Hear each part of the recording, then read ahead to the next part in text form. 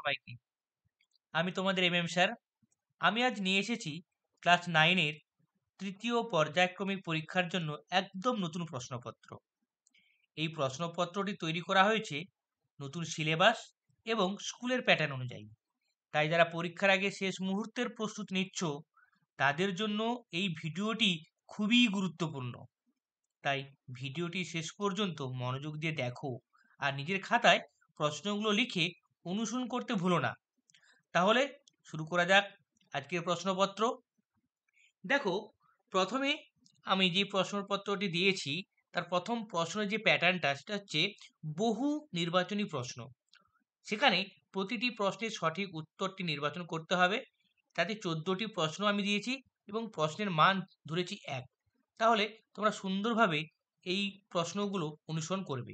ওকে, next next যে প্রশ্নপত্রের প্যাটার্নটা সেটা হচ্ছে এক কথায় উত্তর দাও। এখানেও 6টি প্রশ্নপত্র দিয়েছি, যে কোনো 6টি করতে হবে। তাতেও প্রশ্নের মান দিয়েছি 1। তারপরে দিয়েছি সত্য মিথ্যা লেখো। তোমরা অবশ্যই নিশ্চয়ই জানো কিভাবে সত্য মিথ্যা লিখতে হবে, অর্থাৎ যে স্টেটমেন্টটি দেওয়া আছে তার পাশে লিখতে হবে যদি স্টেটমেন্টটি সত্য হয় তাহলে সত্য, আর যদি মিথ্যে হয় তাহলে মিথ্যে। তার পরের প্রশ্নপত্র শূন্যস্থান পূরণ, অতএব সঠিক উত্তরটা ওই শূন্যস্থানে লিখে ওই শূন্যস্থানটি পূরণ করতে হবে। এরপর আমরা চলে এসেছি মিল করো, বাম স্তম্ভের সঙ্গে ডান স্তম্ভে মিলিয়ে দেখো।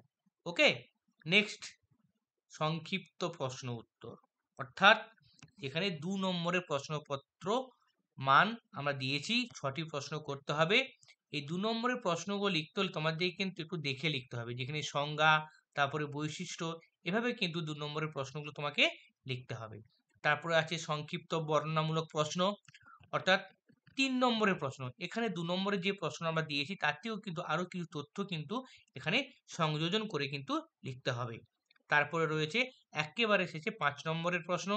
একদম 5 নম্বরের প্রশ্ন সুন্দরভাবে তোমরা লিখবে। 5 নম্বরের প্রশ্নগুলো যেভাবে তোমাদের স্যাররা লিখতে বলেছে, যেখানে তোমরা টিউশন পড়ো, টিউশনি স্যাররা যেখানে বলেছে সেভাবেই তোমরা কিন্তু সুন্দরভাবে এই 5 নম্বরের প্রশ্নগুলো খাতায় উত্তর সঠিকভাবে লিখবে। একদম সবার শেষে এসেছি মানচিত্র ভিত্তিক প্রশ্ন, যেখানে পশ্চিমবঙ্গের রেখা মানচিত্র নিম্নলিখিত স্থানগুলি উপযুক্ত প্রতীক চিহ্ন সহ চিহ্নিত করতে হবে।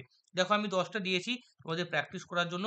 খুব সুন্দরভাবে এগুলি পশ্চিমবঙ্গের রেখা মানচিত্রে তোমরা উপযুক্ত প্রতীক চিহ্ন সহ কিন্তু তোমরা প্র্যাকটিস করো।